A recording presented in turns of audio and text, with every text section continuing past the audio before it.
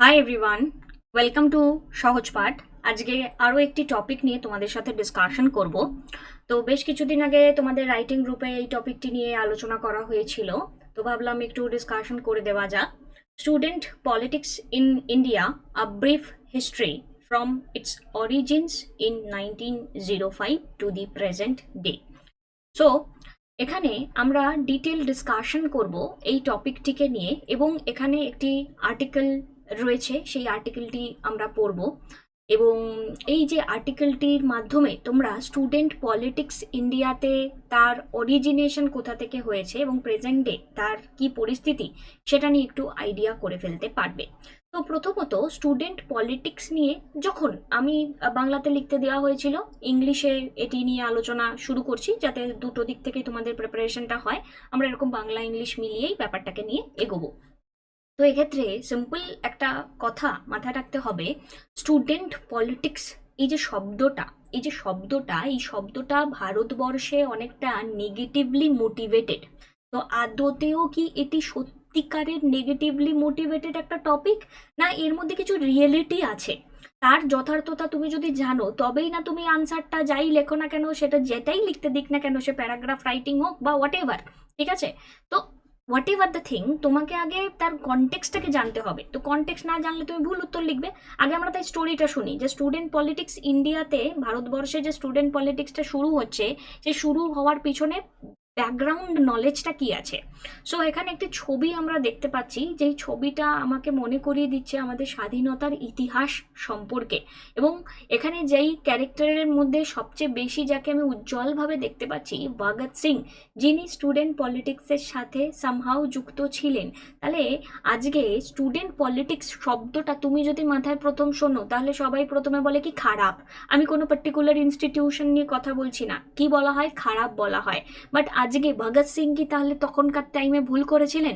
নিজেকে প্রশ্ন করতে হবে। আমি তোমাকে আগেও বলেছি তোমাদেরকে যে আমরা এখানে পলিটিক্যাল মুভ নিয়ে কথা বলবো না, আমরা এখানে স্ট্রাকচার্ড ম্যানারে পড়াশোনা রিলেটেড যাবতীয় কথা বলবো। সো এখানে কি বলছে দেখি, ওয়েস্টার্ন স্টাইল ইউনিভার্সিটি এবং college began in India in the second half of the 19th century. Student involvement in political matter too would have begun around that time. তো এখানে ওয়েস্টার্ন স্টাইলের ইউনিভার্সিটি যখন আমার পলিটিক্যাল ইন্ডিয়াতে আমি দেখতে পারলাম কবে, 19th century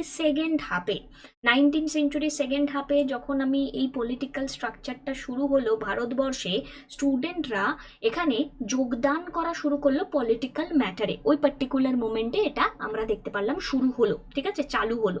এবার এখান থেকে আমরা বেশ কিছু প্রশ্নের উত্তর পাবো। When did the phenomenon of student politics begin in India? এই যে আমরা আজকে পড়াশোনা করব তা থেকে আমরা এইটা জানতে পারবো স্টুডেন্ট পলিটিক্স কবে কিভাবে চালু হলো।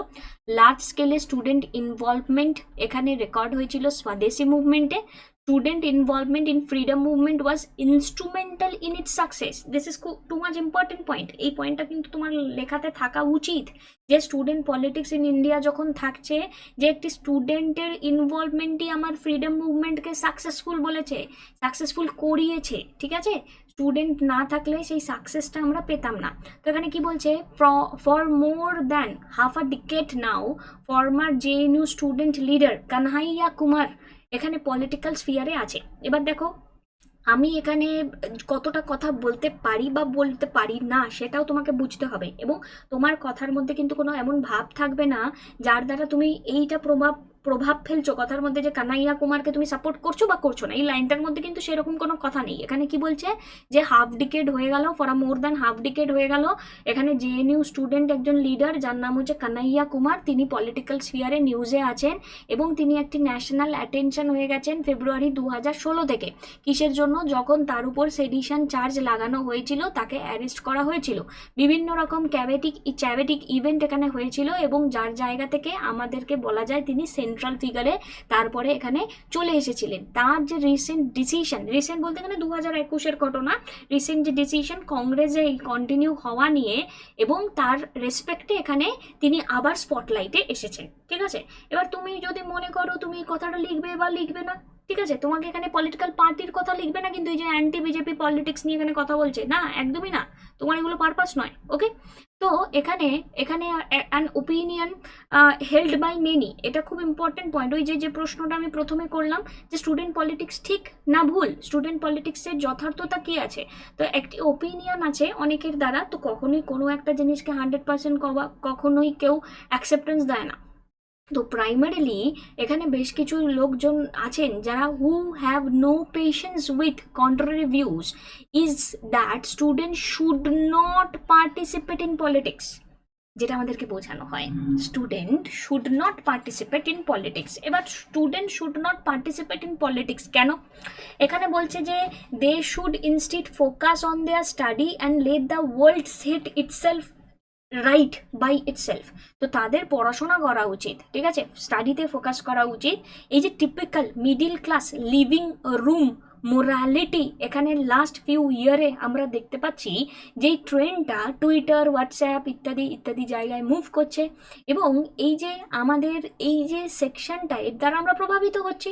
তাই কোথাও কোনো এরকম টাইপের পলিটিক্স নিয়ে কথা বললে আমরা সেটাকে চুপ হতে দেখি, যে চুপ করেই দেওয়া হয়।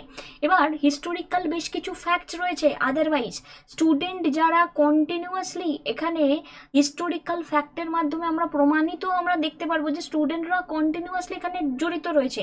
আর উপরে যে কথাটা বলা হলো স্টুডেন্টদের পড়াশোনা করা ছাড়া আর কিছু করা উচিত না, পলিটিক্যাল মুভমেন্টে পার্টিসিপেট করা উচিত না, সেভারেল এমন অকেশনস আছে সেই কথাটাকে কেউ গ্রাহ্য করে না এবং ওয়ার্ল্ডের লেভেলে তারা পলিটিক্সে পার্টিসিপেট করে। এবার এই অরিজিনেশন নিয়ে যখন কথা বলছে, when did the phenomenon of student politics begin in India, ওই যে কথা বলা হলো second half 19th century second হাফে, ওই টাইমটাতে পলিটিক্যাল ম্যাটারগুলোকে নিয়ে এখানে কথা হয়েছে। এবার এই পলিটিক্যাল ম্যাটার লার্জ স্কেলে এখানে স্টুডেন্ট ভায়োলেন্ট রেকর্ড করা হয়েছে স্বদেশী মুভমেন্টের টাইমে। স্বদেশী মুভমেন্ট মানে 1905 থেকে 8 কারজানের টাইমে, কারণ পার্টিশন অফ বেঙ্গল যেখানে মুভমেন্ট যখন এই চালু করা হয়েছিল ভাইসরয় অফ ইন্ডিয়া লর্ড কারজানের দ্বারা, এবং 1903 ডিসেম্বর মাসে partition proposal first time public হয়েছিল, এবং প্রোটেস্টার যারা ছিলেন এখানে প্রোটেস্ট এখানে আস্তে আস্তে বাড়তে থাকে, ভ্যারাইটি অফ রেজিস্ট্যান্স আমরা দেখতে পারি, নতুনভাবে এখানে প্রোটেস্ট বাড়তে থাকে, পিটিশনিং, পাবলিক স্পিচ, তারপরে বিভিন্ন boycott, moderate public statement, extremist এখানে পলিটিক্যাল অ্যাকশনস হয়, এবং একটা বেশ সুন্দর রকমভাবে আমরা বলতে পারি এই মুভমেন্টটাকে এগিয়ে নিয়ে যাওয়া হয়। এবার এখানে একটা বক্তব্য আছে, বক্তব্যটা কি দেখো, তার মানে তুমি ইতিহাস পড়ছো, সেই ইতিহাসকে তোমাকে অ্যানালিটিক্যাল ভিউ পয়েন্ট দিয়ে পড়তে হবে। যদি তুমি ইতিহাসটাই সেই জায়গার পড়তে পারো তাহলে স্টুডেন্ট পলিটিক্সে তোমার এটা মাথাতে এমনিই চলে আসবে, আচ্ছা ঠিক কথাই তো, স্টুডেন্ট পলিটিক্স নিয়ে আমি কথা বলছি, এটা তো আমার পলিটিক্যাল জায়গা থেকে কানেক্টেড। তো যে কোনো একটা সাবজেক্টকে যখন তুমি পড়বে তোমাকে ঠিক এইভাবেই পড়তে হবে, এই প্রপোজালেই পড়তে হবে, যাতে তোমার কোনো রকম কোনো সমস্যাটা তুমি ফিল না করো, রাইট?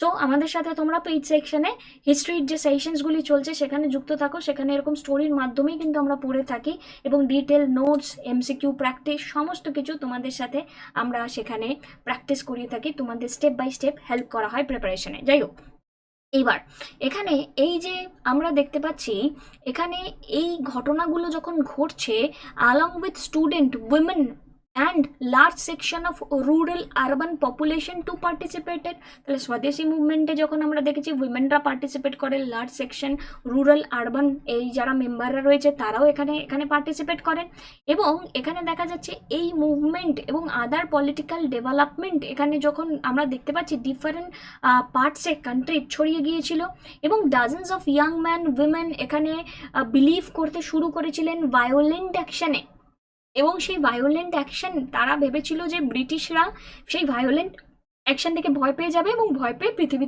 মানে আমাদের কান্ট্রি থেকে, ইন্ডিয়া থেকে চলে যাবে। এবার তার মধ্যে আমরা প্রফুল্ল চাকিকে দেখতে পাই, ক্ষুদিরাম বোসকে দেখতে পাই, মদনলাল ধিংরাকে দেখতে পাই, এবং এই যে মেনি আদার অল স্টুডেন্ট যারা কিনা পার্টিসিপেট করেছেন, তাহলে তুমি তার একটা এখানে দিয়ে দিতে পারছো, রেফারেন্স দিয়ে দিতে পারছো।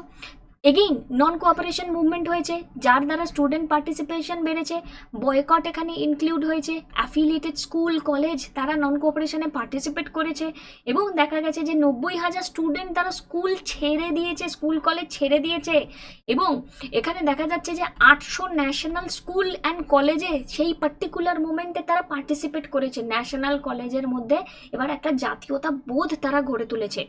এখানে ভগৎ সিং একজন স্টুডেন্ট ছিলেন ন্যাশনাল কলেজ লাহোরের, এবং ওনার যে ইনভলভমেন্ট কি লেভেলের আমাদের যে যে স্বাধীনতার যে সংগ্রাম, সেই সংগ্রামকে এগিয়ে নিয়ে গেছে। একটি আর্টিকেল ছিল স্টুডেন্টস অ্যান্ড পলিটিক্স পাবলিশ, যেটা একটা জার্নালে পাবলিশ হয়েছিল, যার নাম ছিল কীর্তি। দেখো এই টাইপের পয়েন্ট না অনেক সময় ওই ব্যথা জাগানো কোশ্চেনে চলে আসে। যারা আমার কাছে পড়ো তারা জানো, এই ব্যথা জাগানো কোশ্চেনগুলো আমরা যত মাইন্ডটাকে ব্রডার করবো তত আমরা শিখতে পারবো। তো স্টুডেন্টের পলিটিক্যাল ইনভলভমেন্ট ভিগোরিয়াসলি মানে মারাত্মক লেভেলে বেড়ে যায় এই জায়গায়। স্টুডেন্টরা পলিটিক্যাল স্ট্রাগলে টিল দি ইন্ডিপেন্ডেন্স মানে জয়েন হতেই তাকে এনকারেজ করা হয়। দিস ইজ ইম্পর্টেন্ট পয়েন্ট, যে it was accepted and encouraged. Once could even point that student involvement in the freedom movement was instrumental in is success. তো খুব স্বাভাবিকভাবে এটা ওপিনিয়ন তোমাকে দিতেই হবে যে ইয়েস ইনস্ট্রুমেন্টাল, এটা সাকসেসের জন্য। কিন্তু ফ্রি ইন্ডিয়া যখন হয়ে গেল, ফ্রি ইন্ডিয়াতে যখন আমি ভারতবর্ষ স্বাধীনতা দেখতে পারলাম, তাহলে তার মধ্যে এখানে ডিফারেন্সটা কোথায়? এবার এই স্ট্রাগলটা তো শুরু হয়েছে সবে 1947-এ। স্বাধীনতা মানেই কি শুধুই স্বাধীনতা? তখনই কি সব কিছু আমরা পেয়ে গেলাম? সমস্ত দাবি আমাদের জীবনে কি কমপ্লিট হয়ে গেল? না তো। এবার এই স্ট্রাগলটা কন্টিনিউ হচ্ছে। Early 1950s were a period of euphoria as a new born nation. সবাই উত্তেজিত যে এত বছর আমরা সাফার করেছি, এত পপুলেশন সাফার করেছে, এবার তারা মুক্তির নিঃশ্বাস পাবে। এবার নেশনকে তখন কি করতে হবে? একত্রীকরণ করতে হবে। পলিটিক্যাল স্ট্রাগল এবার কিন্তু ডিফারেন্ট আলাদা আলাদা জায়গাতে চলবে। এবার ডিফারেন্ট আলাদা আলাদা জায়গায় বলতে ডিফারেন্ট রঙে হবে, ঠিক আছে?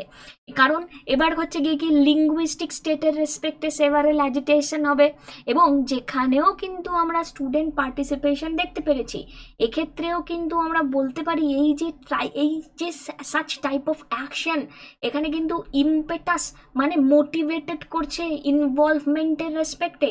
তোমরা যারা এখনো পর্যন্ত আমাদের টেলিগ্রাম চ্যানেলে যুক্ত হওনি, তারা কিন্তু আমাদের টেলিগ্রাম চ্যানেলে যুক্ত হয়ে যাবে তোমাদের বেটার পারফরমেন্সের জন্য। এখানে অনেকেই কানেক্টেড থাকছে এবং যার মধ্যে সব সময় তোমাদেরকে আপডেট রাখার চেষ্টা করা হয়। এবং আমাদের রাইটিং প্র্যাকটিস পেইড গ্রুপে যদি মনে করো তোমরা যুক্ত থাকতে চাও, তাহলেও তোমরা যুক্ত থাকতে পারো। ওকে, এবার এই যে স্ট্রাগল কন্টিনিউ হচ্ছে, এই যে স্ট্রাগলটা, এই স্ট্রাগলের কন্টিনিউতে এখানে আমরা দেখতে পাচ্ছি। তারপরে বিগিন আমরা দেখতে পাচ্ছি এইবার Naxal movement 1967 peasant movement Northern বেঙ্গলের। এবং এই যে নর্দার্ন বেঙ্গলে এই যে পিজেন্ট মুভমেন্ট হচ্ছে, এই পার্টিকুলার মুভমেন্টে দেখা যাচ্ছে সেকশনস অফ স্টুডেন্টরা এই মুভমেন্টে জয়েন করেছে এবং তারা স্কুল কলেজ ছেড়ে দিয়ে এখানে জয়েন করেছে। স্টুডেন্ট পার্টিসিপেশন এই মুভমেন্টে 1970s পর্যন্ত চললো। তার মানে তুমি মোটামুটি বুঝতে পারলে যে স্টুডেন্ট পার্টিসিপেশন আমার ইন্ডিপেন্ডেন্সের আগে ইন্ডিপেন্ডেন্সের পরে এখানে দুটোর ক্ষেত্রেই অ্যাপ্লিকেবিলিটি পেল। এবার the world at large scale, এবার সেটা কি শুধুমাত্র ইন্ডিয়াতে হয়েছে? এই যে পলিটিক্যাল পার্টিসিপেশনে স্টুডেন্টদের যে এই এঙ্গেজমেন্টটা, না, ইন্ডিয়াতে শুধু হয়নি। এখানে ইন্টারেস্টিংলি লেট 90s-এ এখানে দেখা গেছে পলিটিক্যাল অ্যাকশনে, এখানে দেখা গেছে ইউএসএতে অ্যান্টি ওয়ার বিভিন্ন মুভমেন্ট হয়েছে, যেখানে তারা প্রোটেস্ট করছিল ইউএস ইনভলভমেন্ট ইন ভিয়েতনাম, সেখানে স্টুডেন্টরা পার্টিসিপেট করেছে।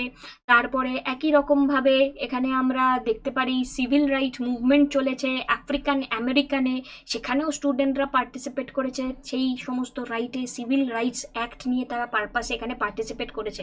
তাহলে আমি এখানে রেফার করতে পারি যে এই ঘটনা শুধু আমার ভারতবর্ষে নয়, এই ঘটনা ওয়ার্ল্ডের সব জায়গায় ঘটেছে।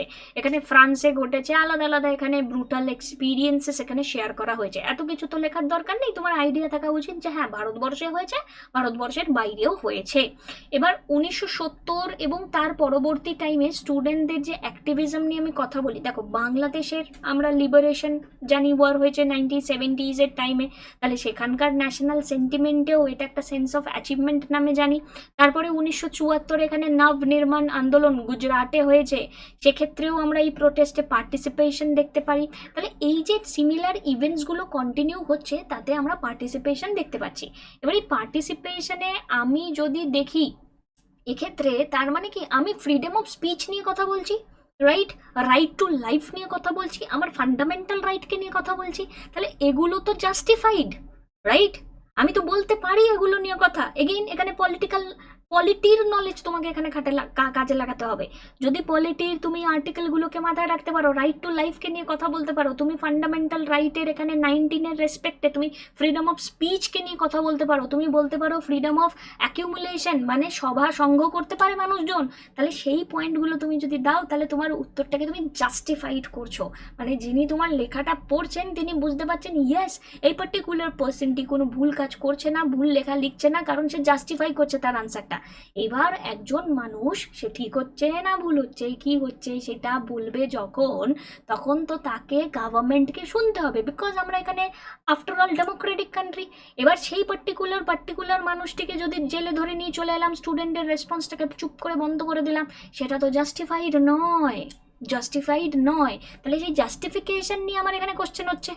তাহলে এই যে জাস্টিফিকেশন নিয়ে কোশ্চেন হচ্ছে, তাহলে এবার তুমি নিজেকে প্রশ্ন করো, এতক্ষণ ধরে আলোচনার পরে এবার তুমি নিজেকে প্রশ্ন করো, স্টুডেন্ট পার্টিসিপেশন পলিটিক্সে গুড অর ব্যাড? অবশ্যই তুমি তোমার একটা বোধ পেলে, অবশ্যই এখানে বাজে না ভালো, দেখো কোনো কিছুরই বাজে দিক আছে ভালো দিক আছে। লাইক হচ্ছে কেউ যদি জেলে চলে যায় তার ওই পার্টিকুলার মোমেন্টে পড়াশোনাটা বন্ধ হয়ে যাবে, তাকে হয়তো আর একটু বেশি স্ট্রাগল করতে হবে, এটা তার বাজে দিক। আর ভালো দিকটা কি, সে ফ্রিডম অফ স্পিচকে এখানে অ্যাক্টিভ রেখে সে পার্টিসিপেট করে আমার দেশের ডেমোক্রেসিকে বাঁচিয়ে রেখেছে, right? So this is the important fact. Okay, তাহলে স্টুডেন্ট পলিটিক্যাল অ্যাক্টিভিজম নিয়ে আমি যদি দেখি, এখানে স্ট্রাগল বেটার ওয়ার্ল্ড করার জন্য কন্টিনিউয়াস হচ্ছে। আমরা স্টুডেন্ট এখানে যদি পার্টিসিপেশন দেখি, তারা কিসের জন্য লড়াই করবে? তারা কি এই লড়াইটা করবে তাদেরকে যাতে বাড়িতে পাশ করিয়ে দেওয়া হয়? যে রিসেন্ট পিরিয়ডে যা হয় ওইসব বাদ দাও, বাট এইটা কি তাদের উদ্দেশ্য? কখনোই নয়। তাদের উদ্দেশ্য কি, স্কুলে কলেজে যাতে ন্যায্য মতো শিক্ষার্থীরা পড়াশোনা করতে পারে, তাদেরকে যাতে এক্সট্রা ফেয়ার পে করতে না হয়, তাদেরকে এখানে ন্যায্য মূল্যে শিক্ষা দেওয়া হয়, মিড ডে মিলে তারা যাতে প্রপারভাবে খেতে পারে, তারা যাতে চাকরি ভালোভাবে পায়। তাহলে সেই পলিটিক্সে সেই কথাগুলো সেইগুলো যার মধ্যে কষ্টটা থাকবে সে বলবে না তো কে বলবে, রাইট? তাহলে স্টুডেন্ট পলিটিক্যাল পার্টিসিপেশন এখানে এই জায়গা থেকে ডিফারেন্ট যে মুভমেন্টে পার্টিসিপেন্ট হচ্ছে, তাহলে সেইটার রিলেশনশিপটা এডুকেশন এবং পলিটিক্সের মধ্যে কি আছে? অবশ্যই আছে। একজন মানুষ এডুকেটেড হলেই না সে তার রাইটটাকে নিয়ে জিজ্ঞাসা করতে পারবে, রাইট? ওকে, আশা করি আমি বোঝাতে পারলাম। Thank you, take care. এভাবেই বুঝো, সাবজেক্টগুলোকে ডিল করো, পড়ো, আমাদের সাথে পার্টিসিপেট যদি করতে হয় আমাদের সাথে পার্টিসিপেট করো পেইড সেকশনে। সুস্থ থাকো, ভালো থাকো, রেগুলারিটি মেনটেন করো, আর আমাদের চ্যানেলটিকে সাবস্ক্রাইব না করে থাকলে প্লিজ সাবস্ক্রাইব করে দাও। তোমাদের পাশে এইভাবেই থাকতে চাই। Thank you.